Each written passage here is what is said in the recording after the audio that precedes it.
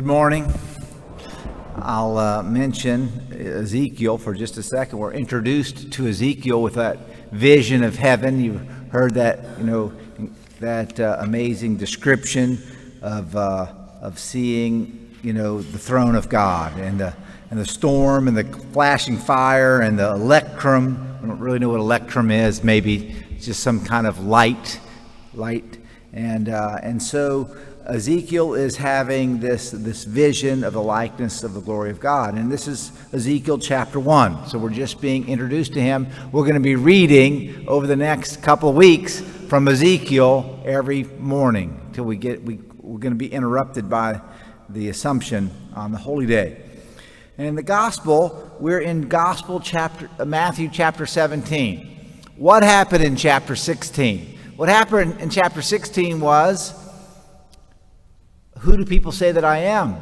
And Peter gives the answer. And then Jesus says, you are Peter, and upon this rock I'm going to build my church. And so now we move forward a little bit, and that's kind of sets us up for this. Jesus and his disciples gathered in Galilee. They came to Capernaum, Jesus' kind of main base of operation there. And there in Capernaum, they're going to be, the tax collectors going to come around. And they're going to ask for the taxes.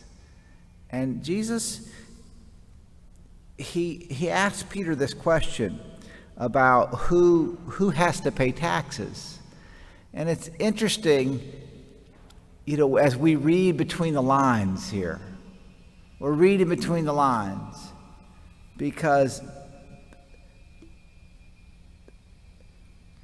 the foreigners pay the census tax. And Jesus is essentially saying, I'm not a foreigner. Another, maybe even break it down a little more, is I own the temple. It's my temple. I don't have to pay taxes on the temple. And interestingly, he essentially says to Peter, go get so we don't give them offense, go put, you heard the story about catching the fish with a coin in the mouth. I'm still waiting for a fish with a coin in the mouth. But so go catch the fish and pay the temple tax, this kind of miraculous moment. But there's another dimension to what's happening here. Who did the tax collectors approach? They approached Peter.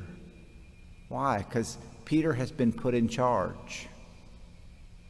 And then Jesus is consulting with Peter. And then he says, go catch the fish. And it's enough for 2 people. And Jesus says, for me and you, Peter. And there is something's changed in the Gospel of Matthew in Peter's role. Peter has been elevated into this place of authority and this place of position. It's interesting that, Peter, as we know, puts his foot in his mouth a lot, and he goes off half-cocked, and he makes promises he can't keep and all of those things. And we know all that about him, right?